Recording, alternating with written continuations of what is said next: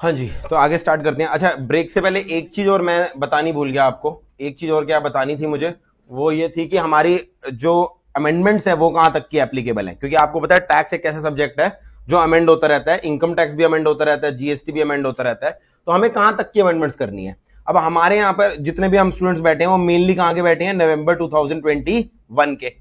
कुछ स्टूडेंट्स ऐसे हो सकते हैं जो शायद प्लान कर रहे हो मई 2022 का, या फिर जिनके मन में होगी शायद नवंबर 21 नहीं मई 22 देना हो। तो ये अमेंडमेंट कहां तक कवर करनी है। मान लो टैक्स एक अमेंडिंग सब्जेक्ट है, कंटिन्यूअसली अमेंड होता रहता है।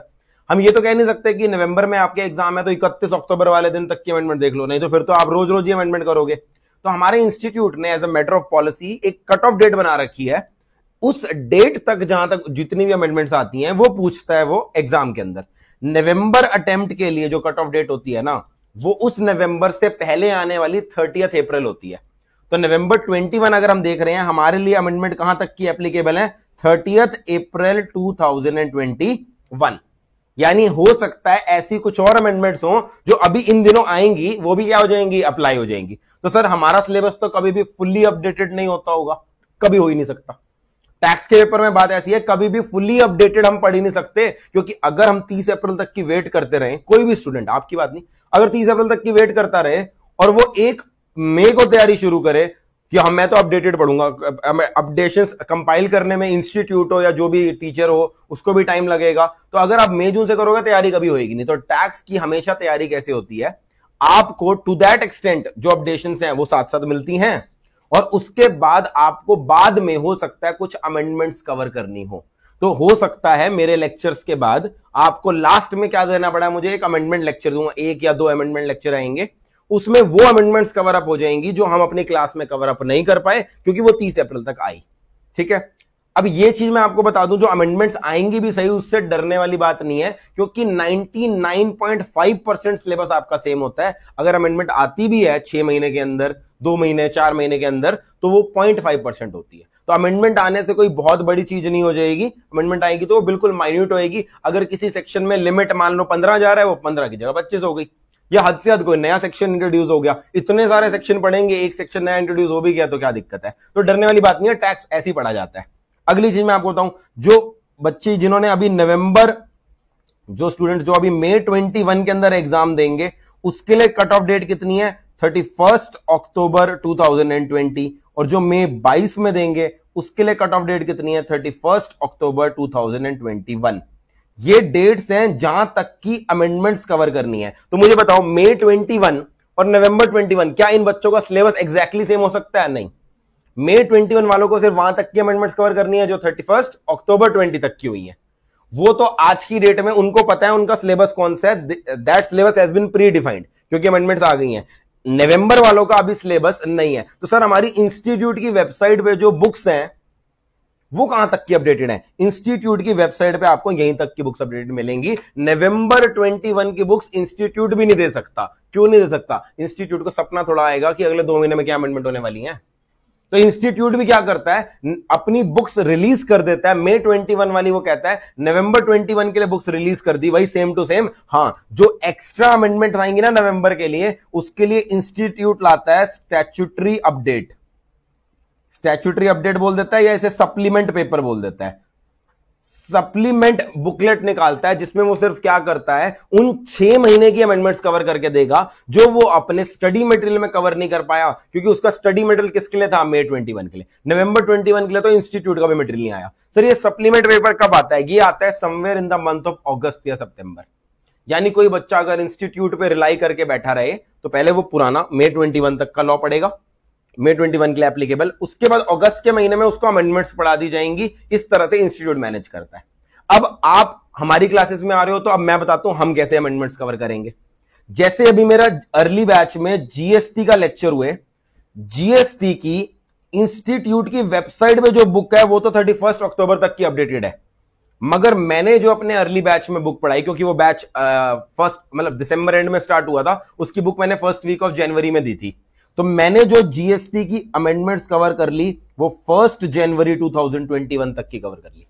मई 21 वालों के लिए तो ओवर कवर हो ही गई, नवंबर 21 वालों के लिए भी नवंबर, दिसंबर और जनवरी में भी मैंने जान के 31 दिसंबर नहीं बोला, 1 जनवरी बोली है। बहुत सारी अमेंडमेंट 1 जनवरी से एप्लीकेबल हुई थी जो उस अर्ली बैच में उस बुक के अंदर प्रोवाइड की गई हैं।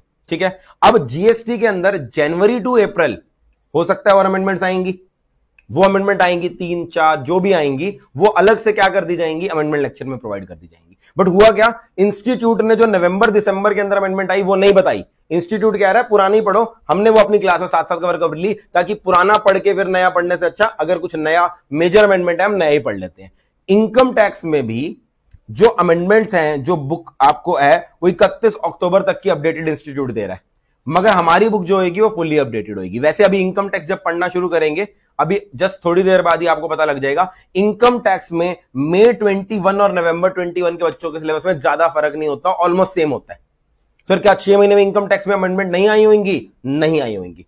क्यों बोल रहा हूं ऐसा, अभी थोड़ी देर में समझ में आ जाएगा। तो ये प्रॉब्लम मेनली जीएसटी में आती है। जीएसटी के अंदर 6 महीने के अंदर वहां तो किसी भी दिन अमेंडमेंट आ सकती है। तो जीएसटी का सिलेबस हर 6 महीने बाद बदलता है। इनकम टैक्स का जो सिलेबस मई 21 वालों के लिए है, नवंबर 21 वालों के लिए भी वही एप्लीकेबल होगा। कारण क्या है अभी समझ में नहीं आ रहा होगा, 6 महीने में अमेंडमेंट क्यों नहीं आती इनकम टैक्स में, अभी थोड़ी देर में समझ आ जाएगा। ठीक है, एक सवाल जो बच्चों के दिमाग में होता है वो ये होता है, सर अभी थोड़े दिन पहले आया है बजट 2021, क्या ये बजट 2021 हमारे नवंबर 21 के सिलेबस में है या नहीं है? मुझे बताओ, बजट प्रेजेंट किस दिन हुआ था? 1 फरवरी को। आज की डेट में बजट पास हो चुका है या पास नहीं हुआ? बजट पास हो चुका है या नहीं हो चुका? पहले तो मैं आपको बताऊं, बजट पास भी करवाना पड़ता है। बजट के अंदर जो डॉक्यूमेंट होता है ना, उसे बोलते हैं फाइनेंस बिल। तो budget is a very layman वाला word, to be very precise. अभी क्या आया है? फाइनेंस बिल 2021 आया है। अच्छा, there is a difference between bill and act, इतना तो पता होगा। What is the difference? Bill वो है जो भी प्रेजेंट हुआ है, जब पार्लियामेंट उसे पास कर देगी तो वो क्या बन जाएगा? एक्ट। तो अभी पार्लियामेंट इसे पास करेगी और इसके पास होने के बाद क्या बन जाएगा? ये बन जाएगा फाइनेंस एक्ट 2021। अच्छा, ये प्रोसेस सर कब तक हो जाएगा? ये प्रोसेस मार्च तक हो जाएगा। अच्छा, पार्लियामेंट पास करती है, पार्लियामेंट के पास करने का क्या होता है? प्रेसिडेंट साइन करते हैं। जिस दिन से प्रेसिडेंट साइन कर देते हैं bill becomes a act. I think बचपन में भी ये पढ़ा होगा सिविक्स में, एसएसटी तो वैसे ही आपको अच्छे से याद रहती है, तो बचपन में भी पढ़ लिया होगा, मैंने भी बता दिया आपको, बिल एक्ट बन गया। सर ये अगर 30 अप्रैल से पहले हो जाएगा तो आइडली स्पीकिंग सर ये तो हमारे पे एप्लीकेबल हो जाना चाहिए। ये अभी भी एप्लीकेबल नहीं होगा, क्योंकि ऑल्दो ये पास हो जाएगा, ये इंप्लीमेंट 30 अप्रैल के बाद होता है।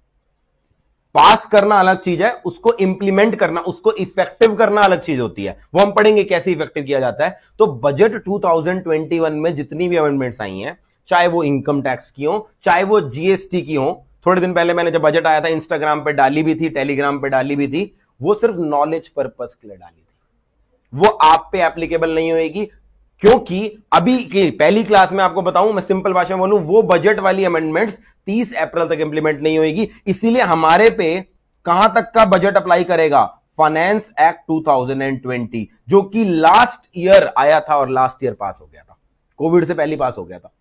नवंबर, जब तक मार्च में ये लॉकडाउन वगैरह शुरू हुए थे उससे पहले। तो फाइनेंस एक्ट 2020 जो लास्ट ईयर हो गया था, अपडेटेड लॉ वहीं तक ही आएगा। बजट जो 2021 का है वो हमारे सिलेबस में नहीं आएगा। अब which brings us to our next question, sir हमने जो इनकम टैक्स पढ़ना है, what are the sources of income tax?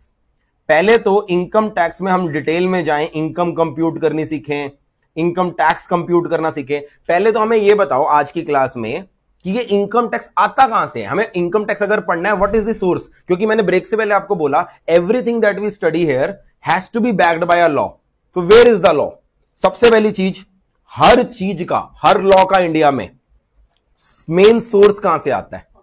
Constitution. हमारे देश में आपको पता है we are a republic country. Republic country means we are governed by a set of constitution. Constitution के अंदर जो चीज लिखी है उस हिसाब से ये देश चलता है, और इस देश में जो भी लॉ बनेगा it has to pass the test of constitutional validity.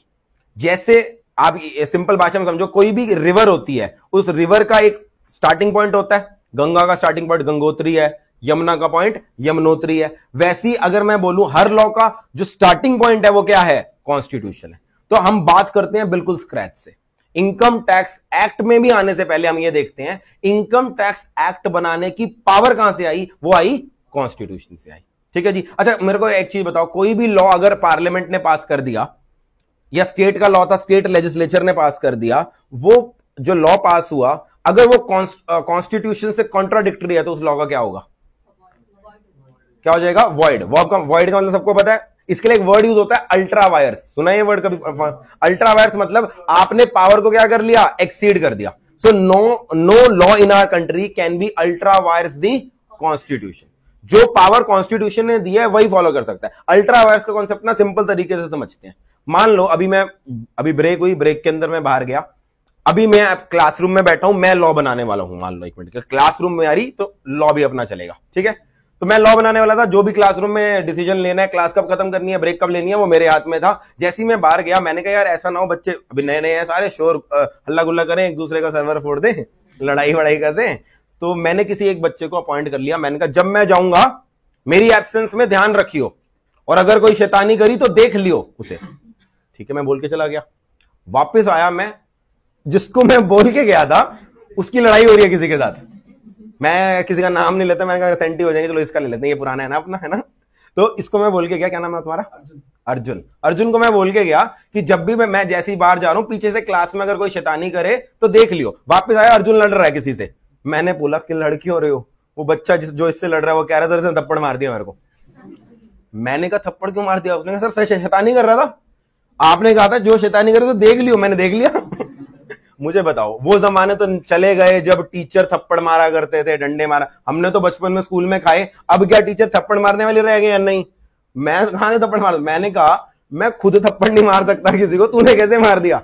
मैंने कहा मैं जब तेरे को अथॉरिटी दी थी, अथॉरिटी डेलीगेट करी थी तेरे को, मैंने तेरे को इतना बोला था कि देख लियो मतलब जितना हद तक मैं देख सकता हूं उतना ही देख लियो।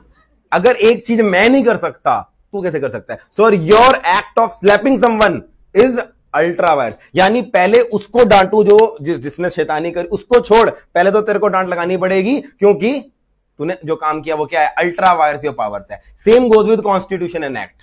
अगर कोई एक्ट किसी चीज के लिए बनाया गया है, वो एक्ट कभी भी उस पावर से ऊपर नहीं हो सकता जो सोर्स उसको पावर दे रहा है। इसलिए हर एक्ट की हमारे देश में कॉन्स्टिट्यूशनल वैलिडिटी चेक की जाती है।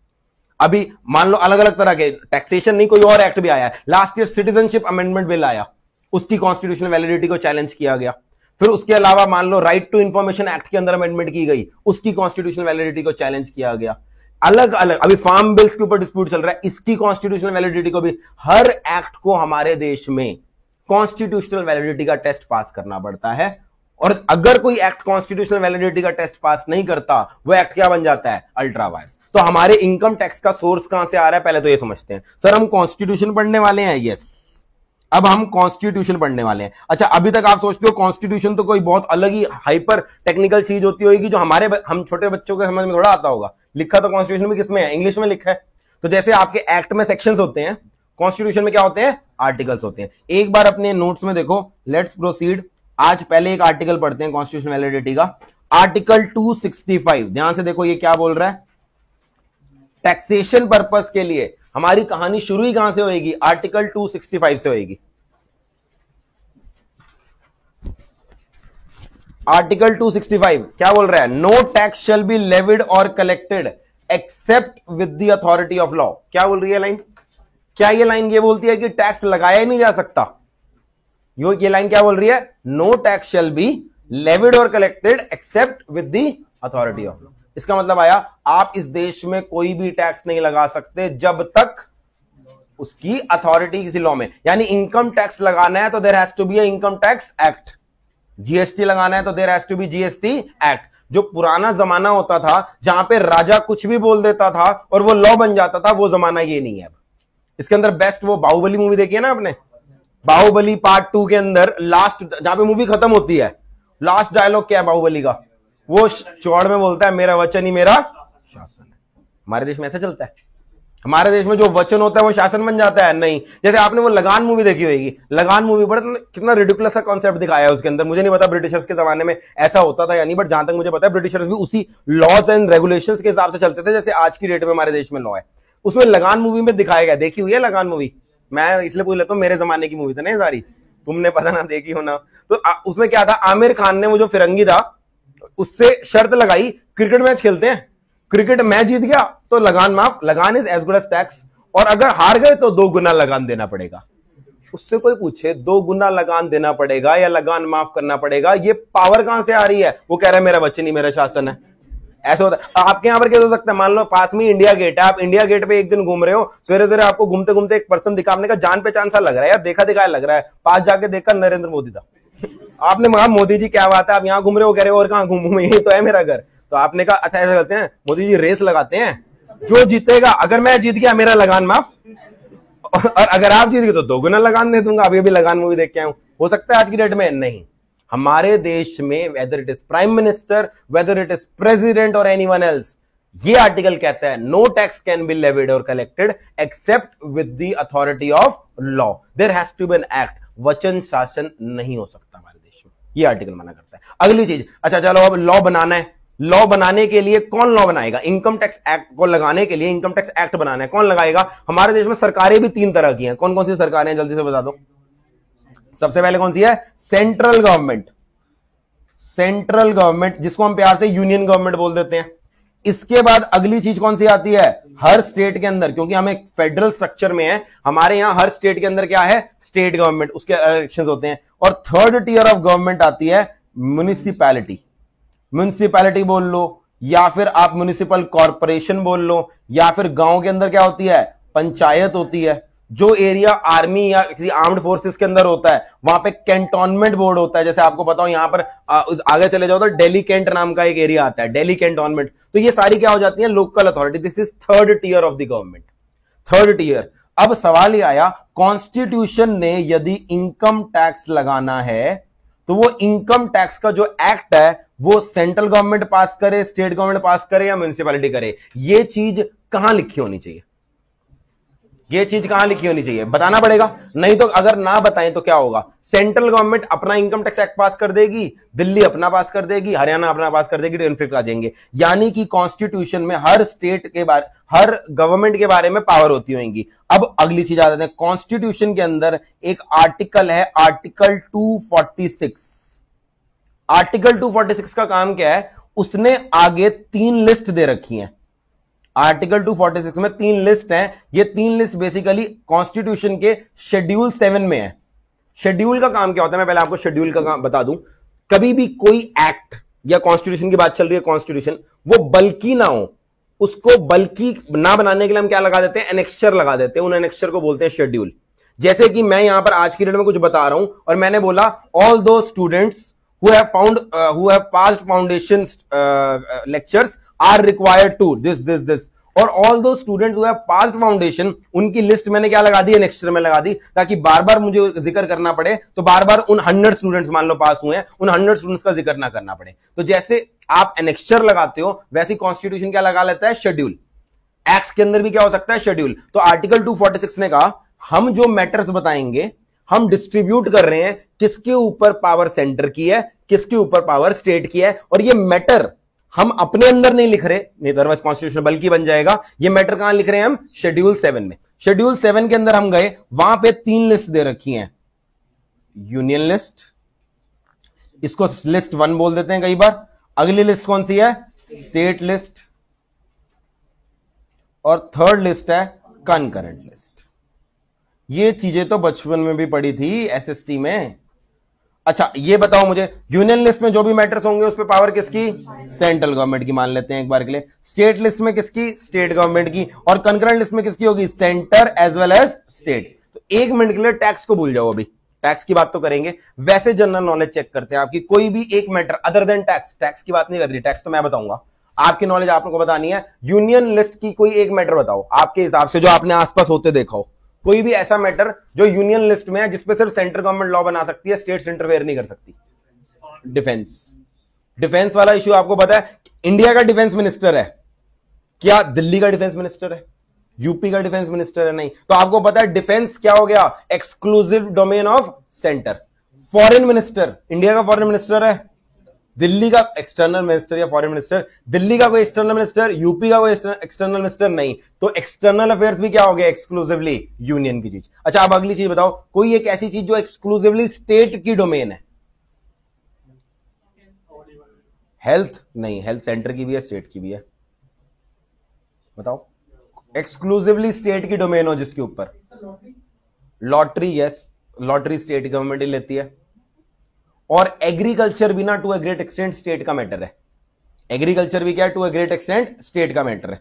तो इसलिए जो सेंट्रल गवर्नमेंट ने अभी फार्म बिल्स पास किए हैं, उनको भी क्या करना पड़ेगा, कॉन्स्टिट्यूशनल वैलिडिटी का टेस्ट पास करना पड़ेगा, क्योंकि वो कहीं ना कहीं सेंटर, कहीं ना कहीं स्टेट की पावर के अंदर इंटरफेयर कर रहा है। अब मैं उसकी डिटेल में तो नहीं जा रहा कि वो कैसे कर पा रहे हैं, कैसे नहीं कर पा रहे। एग्रीकल्चर प्राइमरली क्या होता है, स्टेट का मैटर होता है। सिमिलरली एल्कोहल, एल्कोहल भी क्या है, स्टेट का मैटर है। दिल्ली के अंदर एल्कोहल के प्राइसेस अलग हैं, यूपी के अंदर अलग है, हरियाणा के अंदर अलग है, बिहार और गुजरात में तो क्या है, बैंड है। सिर्फ गुजरात में और बिहार में बैंड है, बाकी देश में बैंड नहीं है। इसका मतलब क्या ये स्टेट सब्जेक्ट मैटर होगा? यस। गुजरात गवर्नमेंट ने बैन किया है क्योंकि उसके पास पावर है। कहां से पावर मिली होगी उसको? स्टेट लिस्ट से मिली होगी। दिल्ली गवर्नमेंट ने अपनी पॉलिसी बनानी है अल्कोहल पे, हरियाणा ने अपनी पॉलिसी बनानी है। अब मुझे कोई एग्जांपल दो कंकरेंट लिस्ट में जिसमें सेंटर भी होगा और स्टेट भी होगा, कोई एग्जांपल। हेल्थ केयर, हेल्थ में सेंटर भी होता है और स्टेट। एजुकेशन, सीबीएसई, यही होता है ना, central board of secondary education, ये सेंटर का बोर्ड है। दिल्ली वालों का अपना बोर्ड हो सकता है, मेरे हिसाब से दिल्ली वालों का अपना बोर्ड नहीं है। हरियाणा का अपना बोर्ड है, महाराष्ट्र का अपना एजुकेशन बोर्ड है, यूपी का अपना बोर्ड है। तो ये एक ऐसा मैटर है एजुकेशन जिसपे सेंटर अपने लॉ बनाती है और स्टेट अपना लॉ बना सकती है। ठीक है, अच्छा ये तो मैंने बता दी अदर देन टैक्स। अब टैक्स की बात करते हैं। टैक्स के सारे मैटर कहां लिखे होंगे? इन तीन लिस्ट में से कोई एक। अभी हम कौन सी क्लास में बैठे हैं? इनकम टैक्स में। जीएसटी की बात बाद में करेंगे, वो अलग से करेंगे। जीएसटी में तो कॉन्स्टिट्यूशन को पूरा अमेंड करना पड़ता है जीएसटी लाने के लिए, वो बातें अलग। इनकम टैक्स कौन सी लिस्ट में लिखा है? यूनियन लिस्ट में। यानी इनकम टैक्स को सारा गवर्न कौन करता है? Central government. अच्छा, अब जो मैंने अभी आपको लाइन बोली थी ना, इस लाइन को मैं थोड़ा सा चेंज कर रहा हूं। अभी मैंने बोला यूनियन लिस्ट के अंदर जो मैटर लिखे हैं उस पे पावर सेंट्रल गवर्नमेंट की है। अब मैं बोल रहा हूं सेंट्रल गवर्नमेंट की नहीं है, पार्लियामेंट की है। और स्टेट लिस्ट में पावर स्टेट गवर्नमेंट की जगह मैं बोल देता हूं स्टेट लेजिस्लेचर की है। तो जरा मुझे अपनी बचपन की एसएसटी की नॉलेज लगा के बताओ, पार्लियामेंट और गवर्नमेंट में फर्क क्या होता है? What is the difference between parliament and central government? Similarly, what is the difference between Delhi state legislature and Delhi government? Central government में मेजॉरिटी पार्टी होती है, पार्लियामेंट में ऑपोजिशन लोग। पार्लियामेंट का मतलब क्या है? पार्लियामेंट का मतलब इज लोकसभा एंड राज्यसभा। हमारे कॉन्स्टिट्यूशन में सारी पावर पार्लियामेंट को दी गई है। लॉ कौन बनाता है? लोकसभा और राज्यसभा। लोकसभा के अंदर 542 मेंबर्स हैं जो हमने इलेक्ट करे हैं, 2019 के अंदर इलेक्शन थे। राज्यसभा में भी जो मेंबर्स बैठे हैं ना, 272 या समथिंग है, वो भी क्या हैं? हमने ही इलेक्ट करे हैं। डायरेक्टली नहीं करे, कैसे करे हैं? इनडायरेक्टली करे। इनडायरेक्टली कैसे? राज्यसभा के बारे में आपको बताओ। आप एमएलए अपॉइंट करते हो स्टेट के अंदर, स्टेट के अंदर जो एमएलए अपॉइंट करते हो वो फर्दर वोटिंग करके क्या करते हैं? राज्यसभा में किसी को भेजते हैं। हर स्टेट से राज्यसभा में मेंबर जाते हैं, तो राज्यसभा के मेंबर्स आपके द्वारा ही इनडायरेक्टली अपॉइंटेड है। तो ये जो हमारे रिप्रेजेंटेटिव्स हैं लोकसभा और राज्यसभा, इन्हें कलेक्टिवली क्या बोलते हैं? पार्लियामेंट। पावर कॉन्स्टिट्यूशन ने इनको दी है। तो सर गवर्नमेंट कौन होती है?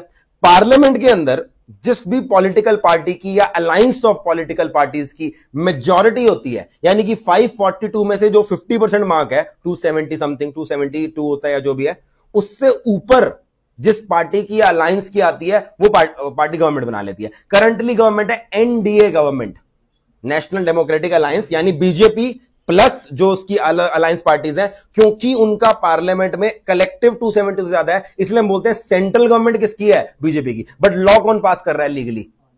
फिर भी आप देखोगे प्रैक्टिकली कोई लॉ पास होता है, वो अच्छा हो तो उसका क्रेडिट गवर्नमेंट ले जाती है, वो बुरा हो तो उसकी गाली भी किसको पड़ती है? गवर्नमेंट को। जैसे अभी बेस्ट एग्जांपल लेते हैं फार्म बिल का। फार्म बिल आपके हिसाब से किसने पास किया? गवर्नमेंट ने या पार्लियामेंट ने? पार्लियामेंट ने। मगर उसकी गाली किसको पड़ रही है? गवर्नमेंट को। क्यों पड़ रही है? क्योंकि पार्लियामेंट में कोई रेजोल्यूशन पास करने के लिए 50% मेजॉरिटी से यूजुअली रेजोल्यूशन पास होती है, और वो पार्टी जिसकी सरकार है, ऑब्वियस सी बात है उसकी वहां पे क्या होगी? 50% से ज्यादा। इसीलिए लीगली पार्लियामेंट पास कर रहा है, प्रैक्टिकली हम क्या बोलते हैं? बीजेपी गवर्नमेंट ने पास किया।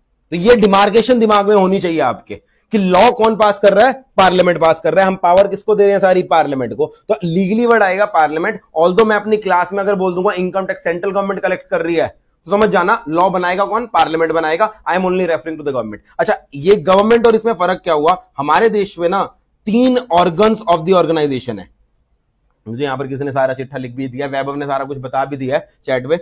3 ऑर्गन्स होते हैं हमारे। एक होता है लेजिस्लेचर, एक होता है हमारा एग्जीक्यूटिव और एक होती है हमारी जुडिशरी।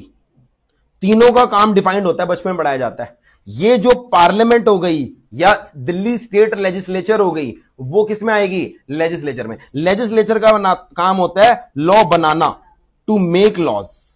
सारे लॉ जो बनेंगे वो कौन बनाएगा? स्टेट मैटर्स पे स्टेट लेजिस्लेचर बनाएगा, और पूरे देश के मैटर पे, जो यूनियन लिस्ट वाले मैटर, उन पे पार्लियामेंट बनाएगी। तो इनका काम क्या होता है? एग्जीक्यूटिव का इनका काम क्या होता है? इनका काम होता है इसको इंप्लीमेंट करना। यूजुअली हर एक्ट के अंदर क्या होगा? जहां पर भी इंप्लीमेंटेशन की बात आएगी, उसके अंदर पावर डेलीगेट करके किसको दे दी जाएगी? गवर्नमेंट को। तो इनकम टैक्स एक्ट में उसको इंप्लीमेंटेशन करने के लिए जो जो चीजें करनी है, वो इनकम टैक्स एक्ट जो कि पार्लियामेंट ने पास किया, वो पावर डेलीगेट करके किसको देगा? सेंट्रल गवर्नमेंट को। ऐसी कोई एक्ट अगर दिल्ली स्टेट लेजिस्लेचर ने पास किया है, उसको इंप्लीमेंट करने के लिए वो पावर किसको डेलीगेट करेगा? दिल्ली गवर्नमेंट को। अच्छा, जुडिशरी लॉ बना सकती है या नहीं बना सकती? जुडिशरी लॉ बना सकती है? नहीं। जुडिशरी सिर्फ लॉ को इंटरप्रेट कर सकती है। वो इंटरप्रेट करके ये बता सकती है ये लॉ कॉन्स्टिट्यूशनल है या अनकॉन्स्टिट्यूशनल है, दैट्स इट। वो ये नहीं कह सकती। और हमारे कुछ laid down principles of justice हैं, उसको पास कर रहा है। अगर कोई लॉ बना दिया है गवर्नमेंट ने, उसको वो ये नहीं कह सकती ये लॉ मुझे पसंद नहीं है। वो कह रहा है पसंद ना पसंद तुम्हारी काम नहीं है, क्योंकि you are not here to make law, you are only here to interpret the law, to give the correct interpretation of the law. तो जुडिशरी लॉ बना नहीं सकती, अभी के लिए मैं आपको बता रहा हूं। तो अब हमारी अगर बात करें what are our sources of income tax, सबसे पहले तो हमारा प्राइमरी सोर्स जो आ गया वो हो गया कॉन्स्टिट्यूशन। और कॉन्स्टिट्यूशन की भी यूनियन लिस्ट, और यूनियन लिस्ट में ना एंट्रीज होती हैं। अब यूनियन लिस्ट में टू बी मोर प्रिसाइज कौन सी एंट्री हो गई? Entry number 82 of union list. जरा पढ़ते हैं एंट्री नंबर 82 ने इनकम टैक्स के बारे में क्या बात करी। एंट्री नंबर 82 यूनियन लिस्ट की क्या बोलती है? Tax on income other than agriculture income. यानी कि हमारे कॉन्स्टिट्यूशन ने जब पार्लियामेंट को पावर दी इनकम टैक्स के ऊपर एक्ट बनाने की, उसने कहा तुम एक्ट बनाकर किसी भी इनकम पे इनकम टैक्स लगा सकते हो, बट एक इनकम है जिसको गलती से भी मत छूना। वो कौन सी इनकम है? Agriculture income. इसीलिए जब हम आगे जाकर इनकम टैक्स पढ़ना शुरू करेंगे, आज तो पहली क्लास है, जब हम इनकम कंप्यूट करना शुरू करेंगे तो हमारी इनकम टैक्स में एग्रीकल्चर इनकम को कभी भी हम टैक्सेबल कर पाएंगे? नहीं। चाह कर भी पार्लियामेंट कर ही नहीं सकती, क्योंकि अभी थोड़ी देर पहले मैंने आपको बताया एग्रीकल्चर के ऊपर लॉ बनाने की मेनली पावर किसके पास होती है? स्टेट्स के पास। तो अगर एग्रीकल्चर इनकम पे कोई टैक्स लगाना है ना, वो कौन लगाएगी? State government. जैसे कि आपको पता होगा पंजाब के अंदर पहले एक टैक्स लगता था, अब पता नहीं लग रहा था या नहीं लग रहा था, मंडी टैक्स। हरियाणा और पंजाब में एक टैक्स लगता है, ज्यादा हैवी नहीं लगता था, जरा सा लगता था, मंडी टैक्स। ये कौन लगाता था? पंजाब के अंदर पंजाब गवर्नमेंट लगाती थी, हरियाणा के अंदर हरियाणा गवर्नमेंट लगाती थी। सेंट्रल गवर्नमेंट नहीं लगा सकती, क्योंकि एंट्री नंबर 82 ने पावर ही नहीं दी। अच्छा, अब एंट्री नंबर 82 ने हमें पावर तो दे दी, और एंट्री नंबर 82 किसकी है? ये यूनियन लिस्ट की। पावर दे दी। क्या इस एक लाइन के सारे काम चल जाएगा, या इस लाइन ने तो सिर्फ पावर दिया, अभी हमें क्या बनाना पड़ेगा? लॉ। इस पावर को यूज करके पार्लियामेंट ने एक एक्ट पास किया जिसका नाम है इनकम टैक्स एक्ट 1961। ये एक्ट किसने पास किया था? पार्लियामेंट ने किया था, और आज नहीं किया, आज से 50 साल पहले, एग्जैक्टली 50। अब तो 2021 में बैठे ना, 50 साल पहले 1961 में ये एक्ट पास हुआ था, इनकम टैक्स एक्ट। तो हम जो पढ़ेंगे अपनी क्लास में वो क्या पढ़ेंगे? Income tax act. बट आज क्योंकि पहली क्लास है, मैंने कहा आपको बता दूं, ये जो इनकम टैक्स एक्ट आप पढ़ोगे इसका सोर्स कहां से आ रहा है? एंट्री 82। अब यहां पर कोई भी ऐसी चीज लिखी नहीं हो सकती जो एंट्री 82 से वॉलेशन में हो, और एंट्री 82 कोई बहुत लंबी एंट्री तो नहीं है। उसने सिर्फ कहा किसी भी इनकम पे टैक्स लगा लो, एक इनकम छोड़ देना। कौन सी? Agricultural income. हम इनकम टैक्स एक्ट को बनाते समय ध्यान रखेंगे कि हम एग्रीकल्चर इनकम पे कभी भी टैक्स नहीं लगाएंगे। अच्छा, इनकम टैक्स एक्ट बन गया। अब अगला सवाल ये आएगा, सर इनकम टैक्स एक्ट के सारे सेक्शन हमारे सिलेबस में? मैंने बता दिया नहीं, कुछ लिमिटेड सेक्शन हमारे सिलेबस में है, वो मुझे आपको बताने हैं कहां तक क्या हमारे सिलेबस में। आप पढ़ना शुरू करेंगे, धीरे धीरे पता लग जाएगा। इनकम टैक्स एक्ट, अब आप सोचोगे सर 1961 में बना था, 50 साल पहले, क्या अभी भी वही चल रहा होगा या ये अमेंड होता गया होगा? क्या ये अमेंड होता गया होगा? यस। अगला सवाल आया, एक्ट को अमेंड कैसे किया जाता है? एक्ट बनता कैसे? वो तो मैंने आपको ब्रेक से पहले बताया था, ब्रेक से पहले नहीं, ब्रेक के बाद बताया। बिल एक्ट कैसे बनता है? It has to be passed by the both the houses of the parliament and then president signs it, it become a bill becomes a act. Now my next question is, how does a act get amended? Act को amend कैसे करेंगे हम? जो person कोई चीज बनाता है वही पर्सन ही उसे अमेंड कर सकता है। मैं एक्ट अमेंडमेंट की पावर किसी और को तो दे नहीं सकता। एक्ट बनाया अगर पार्लियामेंट ने है तो उसे अमेंड भी कौन करेगा? पार्लियामेंट करेगी। अब हर साल ना हमारे ओवर पीरियड में एक सिस्टम बन गया है, यूजुअली पूरे साल में सरकार को अगर जरूरत लगती भी है ना, वो साल में एक ही बार एक्ट को अमेंड करती है, हर रोज नहीं करती, क्योंकि हमारी पार्लियामेंट है बहुत ही बिजी।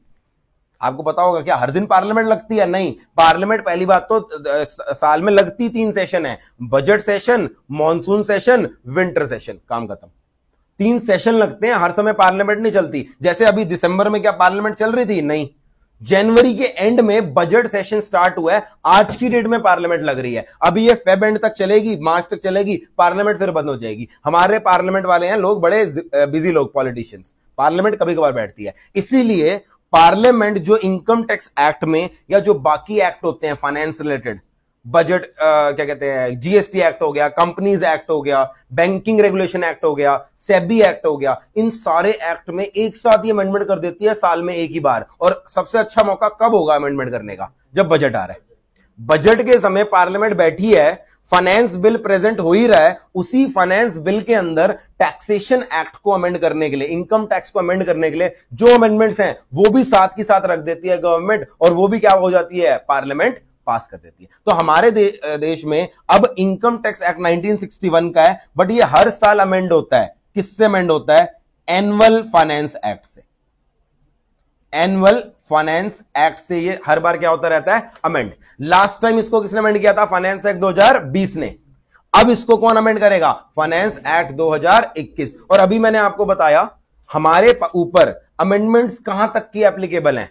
फाइनेंस एक्ट 2020 तक की।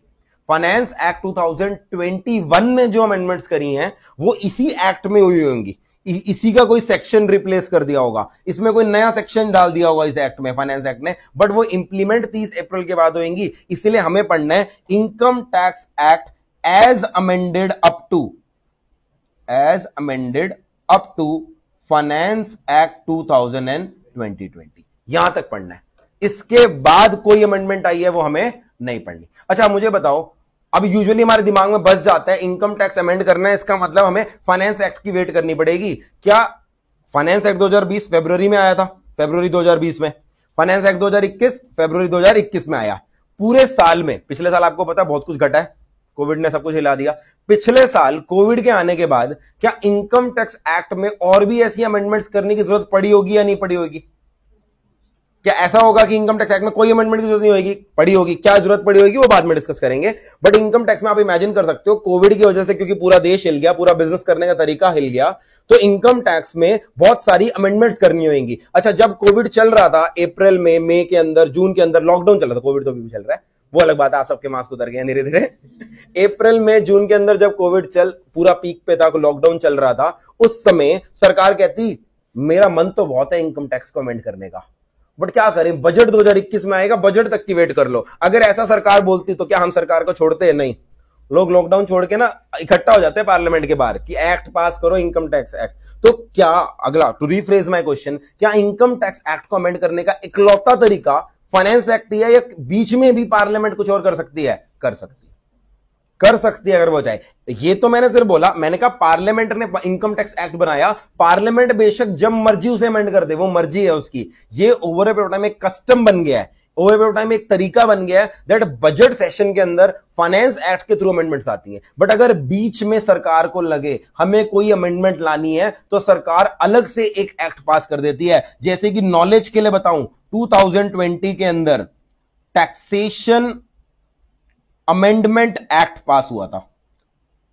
टैक्सेशन अमेंडमेंट एक्ट 2020 पास हुआ था। ये इसलिए पास हुआ था ताकि हम 2020 में कुछ ऐसी अमेंडमेंट कर सकें इनकम टैक्स एक्ट के अंदर जिसके लिए हम 2021 की वेट नहीं कर सकते बजट की। सिमिलरली 2019 में भी, जब 2019 में आपको पता है इलेक्शन ईयर था, 2019 में भी इलेक्शन के बाद नया फाइनेंस एक्ट आया था। उसके बाद कुछ ऐसा हुआ था, क्या हुआ था मैं बाद में बताऊंगा आपको। सरकार को 2020 के बजट से पहले अमेंडमेंट करनी पड़ गई थी, क्योंकि कुछ ऐसा प्रोविजन ले आए थे वो इलेक्शन के बाद जिससे हमारे देश में स्टॉक मार्केट गिरने लग गई थी।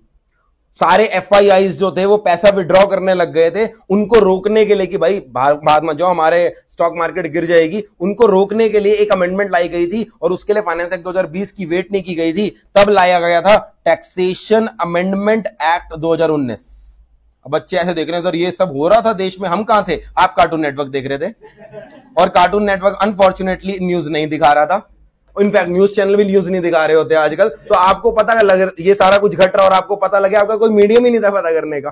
तो ये 2019 में भी ऐसा हुआ था, 2020 में भी ऐसा हुआ। अब सवाल ये आया सर 2019 का जो अमेंडमेंट एक्ट है वो तो एप्लीकेबल होगा, सर ये भी हमारे पे एप्लीकेबल है। ये आ तो गया था, ऑब्वियस सी बात है 2020 में, मगर इसके अंदर जो अमेंडमेंट्स आई है ना वो इस नेचर की हैं जो ICAI ने हमारे सिलेबस के लिए इंप्लीमेंट नहीं करी है, वो टेम्परेरी अमेंडमेंट्स थी।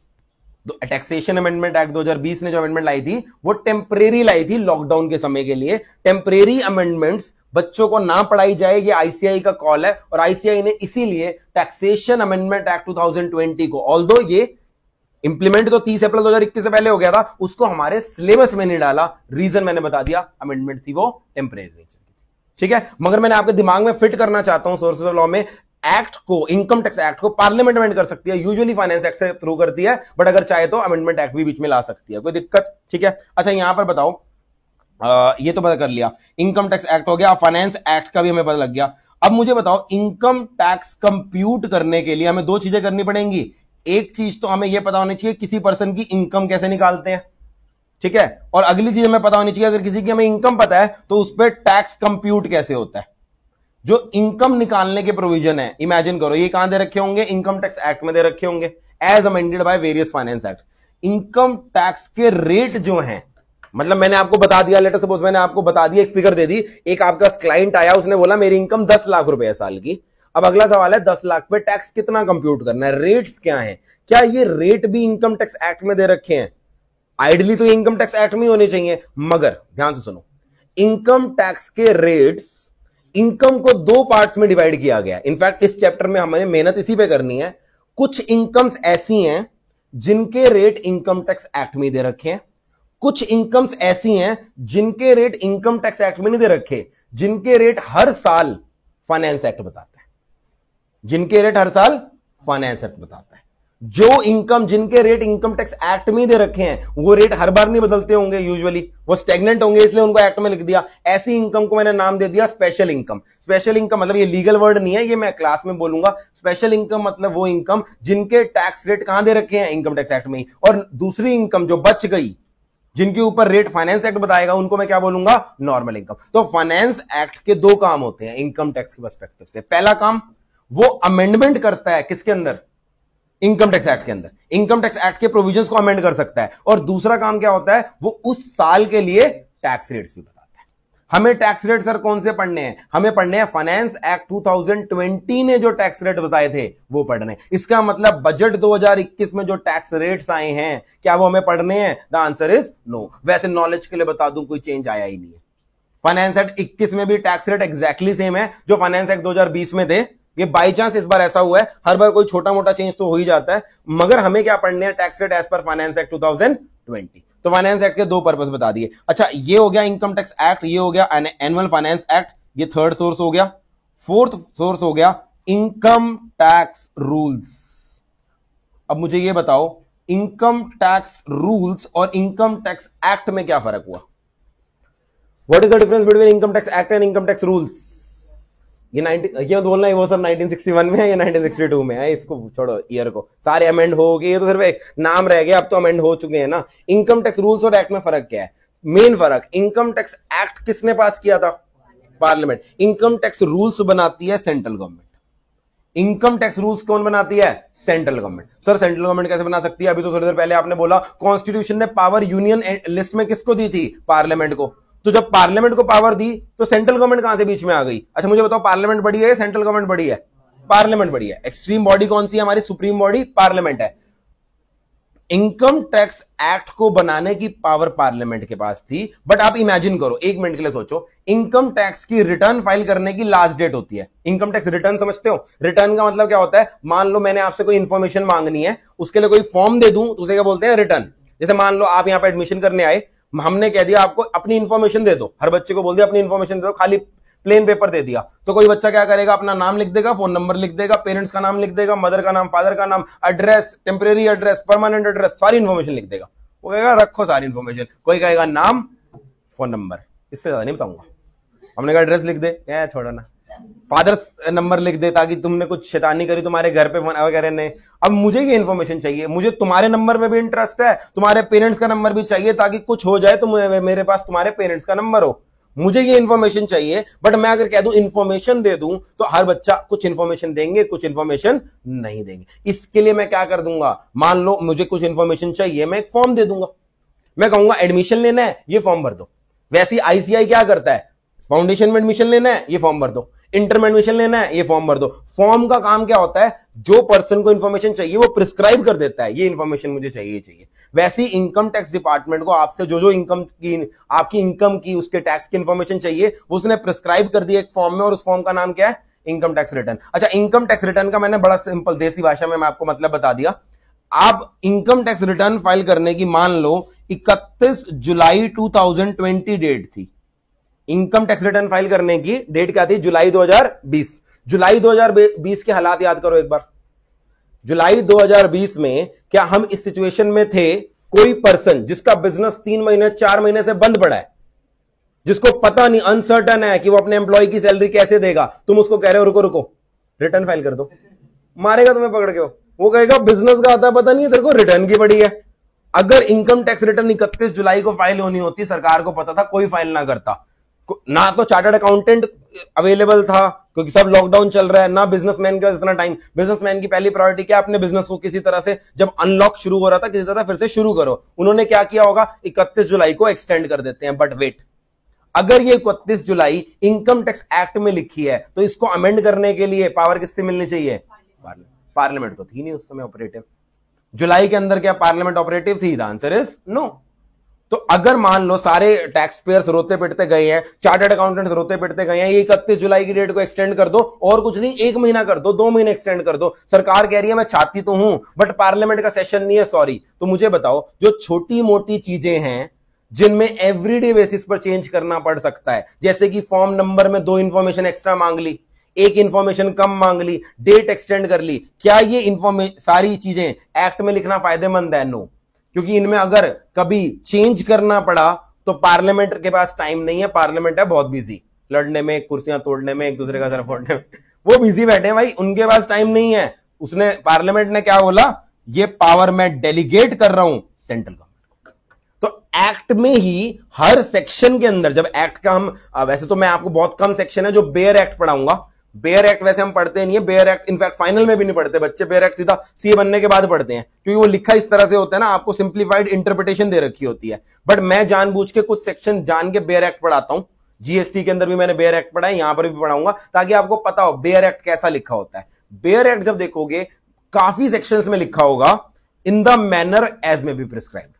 जैसे कि रिटर्न का सेक्शन बोलूं, 139 सेक्शन है इनकम टैक्स एक्ट का, इनकम टैक्स रिटर्न का जो एग्जांपल दिया, उसने बोला so and so person is required to file a return in such form and in such manner as may be prescribed. जब भी एक्ट में एज में बी प्रिस्क्राइब्ड लिखा है, इसका मतलब क्या हुआ, उसने एक तरह से पावर क्या दे दी, डेलीगेट कर दी। किसको डेलीगेट कर दी, रूल्स बनाने की सेंट्रल गवर्नमेंट को। तो इनकम टैक्स रूल्स में क्या लिखा होगा, वो चीजें लिखी होंगी जो पार्लियामेंट ने एक्ट में नहीं लिखी बट रूल्स में लिख दी। बट हमें अगर कलेक्टिवली पढ़ना है तो हमें एक्ट के साथ साथ रूल्स भी पढ़ने पड़ेंगे या नहीं पढ़ने पड़ेंगे? यस। तो हमारे सिलेबस के अंदर कॉन्स्टिट्यूशन एंट्री 82 तो आज ही पढ़ ली हमने, हमें अगली चीज क्या पढ़नी है, इनकम टैक्स एक्ट। अकेले नहीं पढ़ सकते, उसके साथ अमेंडमेंट्स पढ़नी है टिल फाइनेंस एक्ट 2020, और उसके साथ साथ क्या पढ़ने पड़ेंगे, इनकम टैक्स रूल्स पढ़ने पड़ेंगे। What is the main purpose of the rules? Rules are made to carry out the provisions of the act.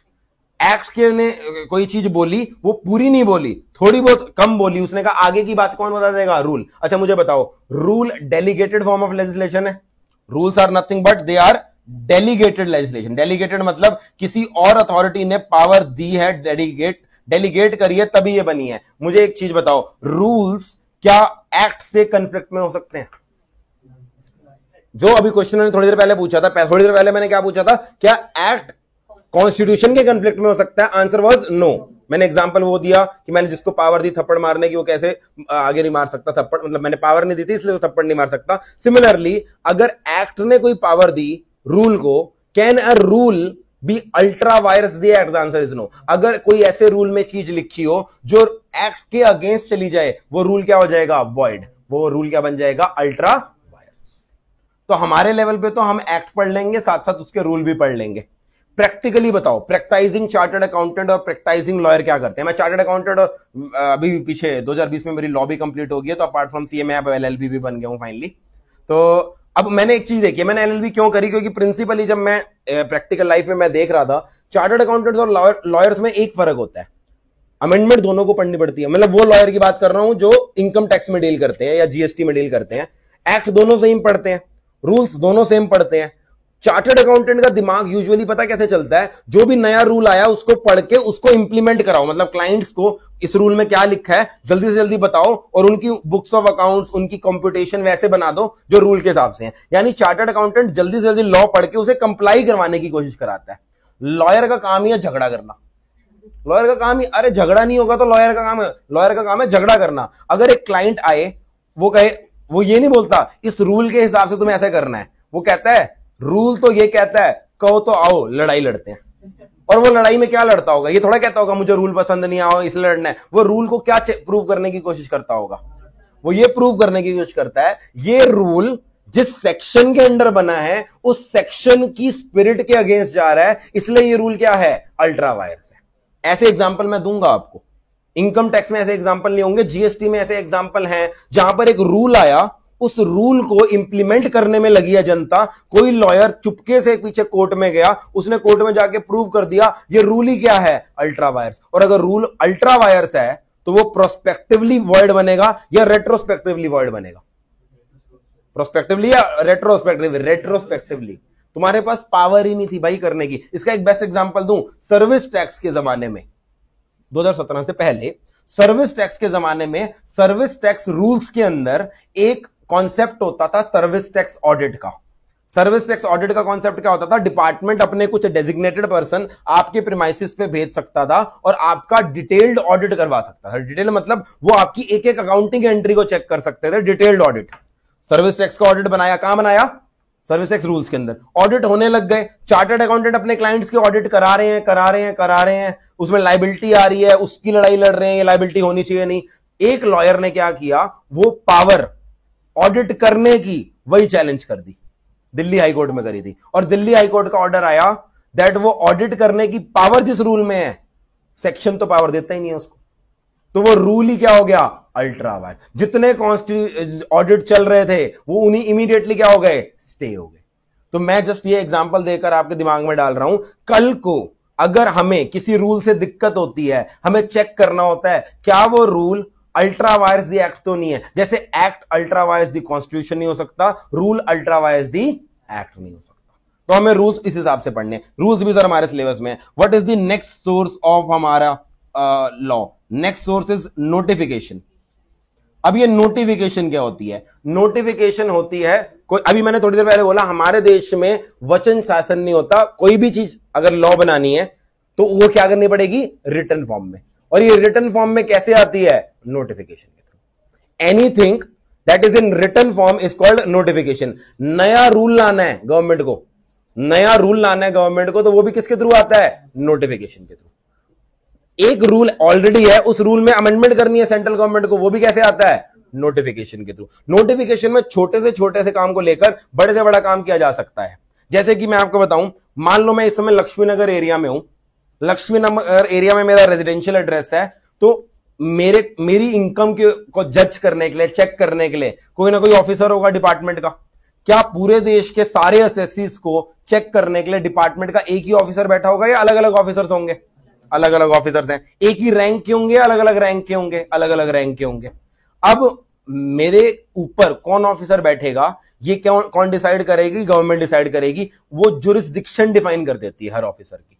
तो मान लो मैं लक्ष्मीनगर में बैठा हूं, Laxmi Nagar jurisdiction, let us suppose यहां जो आईटीओ पे इनकम टैक्स डिपार्टमेंट है, देखा होगा आपने इंस्टीट्यूट की बिल्डिंग के जस्ट साथ हमारी इनकम टैक्स डिपार्टमेंट है, वहां पर let us suppose division ward ऐसे डिवाइडेड होते हैं, मैं XYZ वार्ड के अंदर फॉल करता हूं और उसका एक ऑफिसर है, उस ऑफिसर के अंडर फॉल कर रहा हूं मैं। अब ये टाइम एंड अगेन ये जो जुरिस्डिक्शन है ऑफिसर्स की, ये भी बदलती रहती होंगी, इनको बदलने के लिए भी सरकार क्या लाएगी? नोटिफिकेशन। यानी नोटिफिकेशन का काम कई बार इतना छोटा सा हो सकता है दैट कल तक ये ऑफिसर इतने वार्ड देख रहा था, आज से ये वार्ड भी देखेगा, उसके लिए भी नोटिफिकेशन आएगी। नोटिफिकेशन का काम ये भी हो सकता है किसी रूल को अमेंड करना है तो भी क्या आएगी? नोटिफिकेशन। तो notification is multipurpose. Any purpose जो आपको किसी एक्ट और रूल में करना है, वहां पर नोटिफाई करना है, उसके लिए क्या करेंगे? नोटिफिकेशन लाएंगे। अभी मैंने बोला इनकम टैक्स रिटर्न की डेट एक्सटेंड करनी है, कैसे एक्सटेंड होगी? नोटिफिकेशन। जैसे मैं आपको नॉलेज के लिए बताऊं, लास्ट ईयर डेट थी 31 जुलाई 2020, उसको एक्सटेंड करके कर दिया गया पहले अगस्त, फिर एक्सटेंड करके कर दिया गया 31 दिसंबर, और 31 दिसंबर तक भी रिटर्न फाइल नहीं हुई, उसको एक्सटेंड करके कर दिया गया 10 जनवरी और 15 जनवरी। ये सारी जो एक्सटेंशन चल रही थी, ये कैसे हो रही होंगी? नोटिफिकेशन के थ्रू।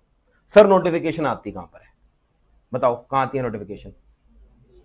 नोटिफिकेशन कहां आती है? प्राइम मिनिस्टर अपने घर में एक चिट्ठी ऐसे लिख लेता होगा और अपनी ड्रॉर में रख देता होगा और नोटिफिकेशन आ गई, या कहीं ना कहीं पब्लिश करनी पड़ती होगी? पब्लिश करनी पड़ती होगी कहां पर? टाइम्स ऑफ इंडिया में, हिंदुस्तान टाइम्स में, ऑफिशियल गजट में। तो there is a official gazette. कोई भी नोटिफिकेशन किसी भी एक्ट के अंदर आती है, वो वैलिड उस दिन मानी जाती है जिस दिन से वो किस में आ जाती है? Official gazette.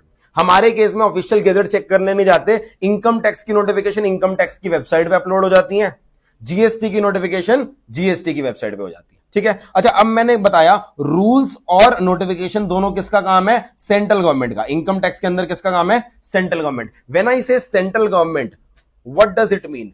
इन प्रधानमंत्री का ऑफिस या और भी लोग काम कर रहे हैं गवर्नमेंट में? मतलब when I say central government will make rules, do you believe PMO prime minister office will make rules? No. हमारा टैक्सेशन कौन सी मिनिस्ट्री के अंदर आता होगा? कौन सी आता होगा? फाइनेंस। आपको पता है सेंट्रल गवर्नमेंट के अंदर मिनिस्ट्री है, external affair ministry, defence ministry, हम किसके अंदर आते होंगे? फाइनेंस। तो अगर मैं बोलूं सेंट्रल गवर्नमेंट के अंदर, to be more precise, finance ministry. अच्छा, फाइनेंस मिनिस्ट्री का काम सिर्फ टैक्स देखना होगा या और भी काम करती है फाइनेंस मिनिस्ट्री? फाइनेंस मिनिस्ट्री का बेसिक काम क्या है? सरकार के फाइनेंसेस देखना, और फाइनेंसेस देखने का मतलब सरकार की इनकम भी देखना और सरकार के खर्चे भी देखना। तो फाइनेंस मिनिस्ट्री में 2 डिपार्टमेंट है। फाइनेंस मिनिस्ट्री के अंदर 2 डिपार्टमेंट है। पहला डिपार्टमेंट है डिपार्टमेंट ऑफ एक्सपेंडिचर। नाम से ये सेल्फ एक्सप्लेनेटरी है। ये डिपार्टमेंट क्या देखता होगा? सरकार के खर्चे। ठीक है, एक और डिपार्टमेंट है जिसका नाम है डिपार्टमेंट ऑफ, बताओ क्या होगा? Department of revenue. तो फाइनेंस मिनिस्ट्री, जब मैं बोल रहा हूं government, to be more precise government की जगह आ गया finance ministry, and to be further precise I am talking about department of revenue of finance ministry. अच्छा, ये डिपार्टमेंट भी, हमारे टैक्सेस कहां आते होंगे? एक्सपेंडिचर या रेवेन्यू? रेवेन्यू में। इस डिपार्टमेंट के अंदर भी मैंने अभी आपको ब्रेक से पहले बताया था, 2 तरह के टैक्सेस होते हैं, डायरेक्ट टैक्सेस और इनडायरेक्ट टैक्सेस। दोनों टैक्सेस के लिए अलग अलग बॉडी बना रखी है इसने। एक बॉडी है CBDT, एक है CBIC। फुल फॉर्म कोशिश करो, central board of direct taxes. चलो ये तो हो गया। अब बताओ CBIC में क्या होगा? Central board of, central board of indirect taxes तक तो ठीक था। इसका आइडियल नाम क्या होना चाहिए था? सेंट्रल CBIT होना चाहिए था, डी की जगह आई, central board of indirect taxes. But इन्होंने नाम क्या रखा? Central board of indirect taxes and customs. Sir custom भी तो इनडायरेक्ट टैक्स होता है ना, ये हमें पता है, बट एक आम पर्सन, एक लेमैन के लिए क्या होता है? इनडायरेक्ट टैक्स का मतलब होता है पुराने जमाने में वैट, एक्साइज सर्विस टैक्स, और अब आज के जमाने में GST।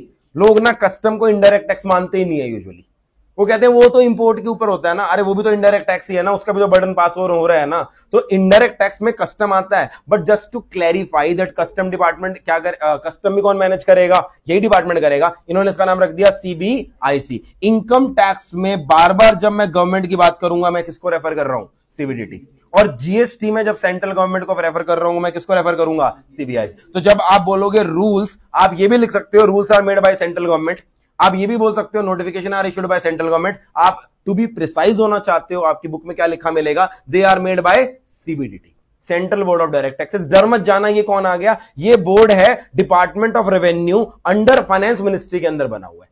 तो ये सारा क्या करता है, सीबीडीटी मैनेज करता है। अब अगला सोर्स क्या हो गया, नोटिफिकेशन वगैरह तो सब हमने पढ़ लिया। Next source is circular. GST council इनमें से कहीं पर भी नहीं आएगा, इन सबसे ऊपर आएगा। इनफैक्ट वो इस एक्ट से भी ऊपर आएगा। अब इसके ऊपर कैसे आएगा, जीएसटी काउंसिल क्या होता है वो मैं डिटेल में जीएसटी में समझाऊंगा, क्योंकि जीएसटी काउंसिल की जरूरत ही क्या पड़ी, वो जीएसटी के अंदर हमने समझा था। उस काउंसिल की जरूरत इसलिए पड़ी थी क्योंकि अलग अलग गवर्नमेंट्स अलग अलग जीएसटी एक्ट पास कर रहे थे। उस एक्ट में सिमेट्री लाने के लिए हमने एक पार्लियामेंट से भी ऊपर बॉडी बना दी थी जीएसटी काउंसिल। तो अभी उसको मिक्स मत करो, वो उसकी डिस्कशन जीएसटी में करेंगे। इनकम टैक्स में ये हमारे 5 हो गए। छठा केस कौन सा आया, सर्कुलर। सर्कुलर का काम क्या है, पहले तो मैं बता दूं इश्यू कौन करता है, सर्कुलर इश्यू करता है सीबीडीटी। अब सर्कुलर का काम क्या है, बड़ा डिफरेंट काम है बाकियों के मुकाबले। अभी एक बार के लिए हमने इनकम टैक्स पढ़ना तो शुरू नहीं किया, बट 1 मिनट के लिए मैं एग्जांपल ले लेता हूं। आज से बहुत सारी क्लासेस बाद हम एक प्रोविजन पढ़ेंगे, गिफ्ट के प्रोविजन। अगर कोई पर्सन किसी को गिफ्ट दे देता है तो वो गिफ्ट कैसे टैक्सेबल होता है, वो मॉड्यूल 1 में डाल रखा है, मैंने मॉड्यूल 2 में डाल रखा है। तो अभी नहीं, काफी सारे लेक्चर्स बाद हम गिफ्ट के प्रोविजन पढ़ेंगे मॉड्यूल 2 के अंदर। मैं अभी आपको सिर्फ उसकी एक झलक बता देता हूं, मैं पढ़ाने की कोशिश नहीं कर रहा लॉ, सिर्फ सर्कुलर क्यों इश्यू होते हैं उसको समझाने के लिए बताया। हमारे लॉ में लिखा है यदि कोई पर्सन किसी को गिफ्ट देता है, रेसिपिएंट के लिए इनकम बन गई, एक रेसिपिएंट को गिफ्ट मिले हैं और उसको पूरे साल में 50,000 या उससे कम के गिफ्ट मिले हैं, तो वो गिफ्ट टैक्सेबल नहीं है। अगर उससे ज्यादा है तो बाय डिफॉल्ट क्या हो गया, वो टैक्सेबल हो गए। मैंने सिंपल प्रोविजन बता दिया आपको। अब लेट अस सपोज एक पर्सन है, मान लो एक पर्सन क्या मैं ही हूं, आप सबने आज सोचा संचित सर को ना हम सारे कॉन्ट्री करके 55,000 का गिफ्ट देते हैं। कब तक सर की कलाइयां सुनी बड़ी रहेंगी, एक घड़ी खरीद लेंगे, यहां पर है मगर मैं यहां पे पहनूंगा ना। आप सबने कहा कॉन्ट्री करके 55,000 इकट्ठे करेंगे, वॉच गिफ्ट करेंगे, मैं मना नहीं कर देना। तो 55,000 का आपने गिफ्ट दे दिया मेरे को, 55,000 का गिफ्ट दे दिया। आपने कहा सर कल आपने बताया था 50,000 से ऊपर का गिफ्ट टैक्सेबल होता है, हम तो ये गिफ्ट इसलिए दे रहे थे ये चेक करने के लिए कि आप इस पे इनकम टैक्स पे करोगे या नहीं करोगे। मैंने कहा जरूर करूंगा जी, 50,000 से ज्यादा का है तो इसको इंक्लूड करेंगे। मैंने आपसे पूछा अच्छा मुझे बताओ 5,000 इंक्लूड करूं अपनी इनकम में या पूरा 55,000 करूं, पूरा 55 करूं या 5 करूं। अब इस पे डाउट आ गया, इसकी इंटरप्रिटेशन पे डाउट आ गया। मैं सिर्फ एग्जांपल दे रहा हूं, जब ये प्रोविजन पढ़ेंगे वहां पर सेटल्ड है ये पोजीशन। सेटल्ड पोजीशन ये है कि 55,000 पे टैक्स लगता है। बट 1 मिनट के लिए मैं कह रहा हूं इस पे डाउट आ गया, क्योंकि लैंग्वेज लॉ की कई बार ऐसी ड्राफ्टेड होती है कि उस लैंग्वेज की 2 इंटरप्रिटेशन निकल सकती है या नहीं निकल सकती, निकल सकती। मैंने बोला 50,000 तक टैक्स नहीं लगेगा, इसका मतलब जो लॉ मेकर हैं, जो इनकम टैक्स एक्ट बनाने वाले हैं, उन्होंने कहा 50,000 तक नहीं लगेगा, उसके ऊपर लगेगा। डिपार्टमेंट ने बोला ना ना ना, मेरा जो जुरिस्डिक्शनल ऑफिसर था जो आईटीओ पे बैठा था उसने कहा नहीं 50,000 तक नहीं लगेगा, इसका मतलब जब 50 से ज्यादा हुआ पूरे पे लगेगा। तो अब ये हम दोनों की लड़ाई हो गई, हम दोनों की लड़ाई हुई। ऑब्वियस सी बात है, मैंने अपनी रिटर्न में 5,000 दिखाया था, मगर डिपार्टमेंट के ऑफिसर ने बोला मैं तो 55,000 पे लगाऊंगा, एक्स्ट्रा टैक्स पे करो। चलो मैंने लड़ाई नहीं लड़ी, मैं चाहता तो अपील में चला जाता। अपील वगैरह कैसे होती है अभी बाद में बताऊंगा, अगले पॉइंट में बताऊंगा जो 6th पॉइंट है। अपील में मैं, सॉरी 7th पॉइंट है जो, अपील में मैं लड़ने नहीं गया। मैंने कहा चलो मान लेते हैं यार 50,000 रुपए है, उसके ऊपर टैक्स पे भी कर दिया तो जरा सा टैक्स बनता है, मेरे पास लड़ने का ना टाइम है ना उसके लिए एफर्ट्स करने का टाइम है, तो यहां पर सीधी सी बात है मैंने पे कर दिया। अच्छा यही सेम प्रॉब्लम किसी और पर्सन को, मैं तो दिल्ली में था, यही सेम पर्सन हरियाणा में गया, एक और पर्सन, मान लो मेरा ही कोई रिश्तेदार हरियाणा में है, उसको भी क्या हुआ, गिफ्ट मिल गया 70,000 रुपए का। मैं उसके पास गया, मैंने कहा अच्छा तुम्हें भी गिफ्ट मिला है, मुझे भी गिफ्ट मिला है, मगर मैंने कहा यार मुझे गिफ्ट लेके अच्छा नहीं लगा क्योंकि 55,000 रुपए इनकम में जुड़ गया, उसके ऊपर इनकम टैक्स पे करना पड़ा। उसने कहा 55 कैसे जुड़ गया, मैंने तो जब 70,000 का गिफ्ट मिला मुझे, मैंने तो सिर्फ अपनी इनकम टैक्स में 20,000 दिखाया था, तूने 55 क्यों दिखाया। मैंने कहा यार दिखाया तो मैंने भी 5 था, बट मेरा ऑफिसर ने कहा 55 है, वो कह रहा है नहीं मैंने 20 दिखाया और मेरे ऑफिसर ने एक्सेप्ट कर लिया। मैंने कहा अपने पूछ ले ऑफिसर से, हरियाणा वाला ऑफिसर को शायद ना पता हो, दिल्ली में बैठा आईटीओ चौक पे बैठा है, वो ज्यादा समझदार होगा। तो वो अपने हरियाणा वाले ऑफिसर के पास गया, उसने कहा ऐसे ऐसे सिचुएशन है, 70 पे टैक्स लगेगा या 20 पे। हरियाणा वाले ऑफिसर ने कहा मेरे हिसाब से 20 पे लगना चाहिए। तो अब हम दोनों बैठ के डिस्कस कर रहे हैं, जो दिल्ली वाला ऑफिसर है वो भी किसका एम्प्लॉई है, सेंट्रल गवर्नमेंट का, टू बी प्रिसाइज किसके नीचे काम कर रहा है, सीबीडीटी के नीचे काम कर रहा है। जो हरियाणा वाला ऑफिसर है वो भी किसके नीचे काम कर रहा है, सीबीडीटी के नीचे काम कर रहा है। कोई पूछ रहा है सर क्लास कब एंड होगी, क्लास 2 बजे एंड होगी भाई। वो कह रहा बहुत हो गया यार, पहले दिन ही फेल दिया इसने, तो 10 मिनट में खत्म कर दूंगा मैं। तो हरियाणा वाला भी सीबीडीटी के नीचे कर रहा है। मैंने कहा ये देश के अंदर चल के आ रहा है, 2 ऑफिसर जो सेम डिपार्टमेंट के नीचे काम कर रहे हैं अलग अलग इंटरप्रिटेशन ले रहे हैं। पॉसिबल है या नहीं है? यस। हर ऑफिसर का अपना दिमाग, अपनी ईगो, तो वो अपने हिसाब से इंटरप्रिटेशन लेगा। मगर अगर एज अ टैक्स डिपार्टमेंट अलग अलग ऑफिसर अलग अलग बातें बोलेंगे तो हमारा विश्वास क्या डिपार्टमेंट से उठ जाएगा? यस। वो अलग बात, मतलब जो बचा कोटा विश्वास है वो उठ जाएगा। हाँ, बचा कोटा भी उठ जाएगा, थोड़ा बहुत तो उठ चुका है हमारा, वो धीरे धीरे टैक्स पढ़ते पढ़ते उठ जाएगा आपका। बट हमारा तो, हमें ऐसा लगेगा इस देश के अंदर तो कोई लॉ एंड रेगुलेशन ही नहीं है, कोई भी ऑफिसर कुछ भी बोल देता है। इन शॉर्ट यहां पे तो बाबू राज है। वो बोलते थे ना पुराने जमाने में, बाबू वो वाला नहीं, वैलेंटाइंस डे वाला बाबू। बाबू मतलब ऑफिसर्स को बाबू बोलते थे पुराने जमाने के। मूवीज में डायलॉग देखा होगा ना, जो ऑफिसर बैठा है, बाबू बैठा है, जो डिसाइड करेगा बाबू की चलेगी। तो बाबू राज चल रहा है यहां पर। तो ऐसा हम चाहते नहीं है। तो सीबीडीटी, यहां पर जब कोई भी ऐसा केस आता है जहां पर अलग अलग व्यू पॉइंट हैं, और ये नीचे जो बच्चे बैठे हैं, बच्चे बोले तो हरियाणा का ऑफिसर, दिल्ली का ऑफिसर, जब ये आपस में लड़ रहे हैं, अलग अलग इंटरप्रिटेशन दे रहे हैं, तो ऊपर से आता है फादर, इनका बाप। इनका बाप कौन? सीबीडीटी। वो कह रहा है तुम कर रहे हो लड़ाई जिसकी वजह से मेरी इज्जत खराब हो रही है। ऐसे ही होता है ना, हम बाहर सड़क पे लड़ रहे होते तो घर वाले कहते थे घर के अंदर लड़ो, मोहल्ले के अंदर इज्जत मत खराब करो हमारी, घर के अंदर लड़ना है लड़ो। वैसी सीबीडीटी ने बोला जो लड़ाई लड़नी है घर के अंदर लड़ो, मोहल्ले में हमारी नाक कट रही है। वो कह रहा है अंदर लड़ो। वो कह रहा है अंदर लड़ने के बाद अपने अपने ओपिनियन भेज दो, उसके बाद मैं अपना एक ऑफिशियल ओपिनियन बताऊंगा, अपना एक ऑफिशियल ओपिनियन बताऊंगा। मान लो सीबीडीटी ने ओपिनियन बता दिया 55,000 पे टैक्स लगता है, ये ओपिनियन वो किसके थ्रू बताएगा? सर्कुलर के थ्रू। अब मैंने 55 बोल दिया, तो अब क्योंकि बाप ने बोल दिया, जितने भी उसके नीचे उसके बच्चे हैं, जितने ऑफिसर्स हैं, they are bound by the circular of CBDT. So what is the main purpose of circular? Circular does not make law, circular only clarifies about law. इससे आप लॉ बना नहीं सकते, इससे सिर्फ लॉ को क्या कर सकते हो? क्लैरिफाई। क्या हर चीज पे सर्कुलर आता होगा, या उन्हीं चीजों पे सर्कुलर आता होगा जहां पे डाउट हो? डाउट वाले केस में सीबीडीटी सर्कुलर कहां निकालता है? उन केसेस में जहां पर डाउट हो, और इसलिए निकालता है ताकि पूरी देश के अंदर यूनिफॉर्मिटी ऑफ इंप्लीमेंटेशन हो। यूनिफॉर्मिटी मतलब मेरा एक ऑफिसर दूसरे ऑफिसर से आपस में कंफ्लिक्ट ना करे, यूनिफॉर्मिटी ऑफ लॉ चाहिए, सीबीडीटी ने कर लिया। अच्छा, अब यहां पर क्या हुआ, 1 मिनट के लिए मान के चलता हूं, सीबीडीटी ने डिसाइड किया 5,000 रुपए। मैंने अब जैसी सीबीडीटी ने इस पर सर्कुलर इशू कर दिया, मैं भागता हुआ अपने दिल्ली वाले ऑफिसर के पास गया, मैंने कहा ये देख सीबीडीटी का सर्कुलर, मैंने कहा था ना 5,000 मेरी इनकम बनती है, तूने 55 बोल दिया था, 55 बोल। वो कह रहे मैं क्यों सीबीडीटी को मानूं? मैंने कहा because CBDT is your father, you are bound by CBDT. क्या ऑफिसर को, दिल्ली वाले ऑफिसर को 55 मानना, 5,000 मानना पड़ेगा? यस। अब सबको 5,000 मानना पड़ेगा, जो इंक्रीमेंटल इनकम है उस पर टैक्स लगेगा कि सीबीडीटी। अच्छा, उल्टा केस होता, अगर सीबीडीटी बोल देता 55,000 पे टैक्सेबल है, तो फिर क्या होता? फिर ऑफिसर के पास जब मैं जाता ना 5,000 बोलने के लिए, ऑफिसर क्या बोलता? ये देख सीबीडीटी का सर्कुलर, इसमें क्या लिखा है? 55,000, पूरी की पूरी इनकम टैक्सेबल होएगी। मैंने कहा कौन सीबीडीटी? वो कह रहा है सीबीडीटी पापा जी। वो कह रहे सीबीडीटी तेरा बाप होगा, मेरा बाप नहीं है। सीबीडीटी, हमारे सीबीडीटी के जो सर्कुलर है वो तेरे पे बाइंडिंग है। You can not go against the circular of CBDT. Why? Because you are working under CBDT. I am not bound by CBDT. उसने कहा तू इनकम टैक्स में बाउंड नहीं है। वो मैंने कहा इनकम टैक्स एक्ट बनाती है पार्लियामेंट, रूल्स बनाए हैं गवर्नमेंट ने, सीबीडीटी ने सर्कुलर देके सिर्फ क्या दिए हैं? उसे क्लैरिफाई किया है। I do not agree with this clarification, I do not. तो अगला क्वेश्चन मेरे आया, circulars are binding on the officer, ये तो पक्का है, बट क्या कोई पर्सन, कोई असेसी, कोई हमारे जैसा टैक्स पेयर, क्या वो सर्कुलर को चैलेंज कर सकता है या नहीं कर सकता? यस।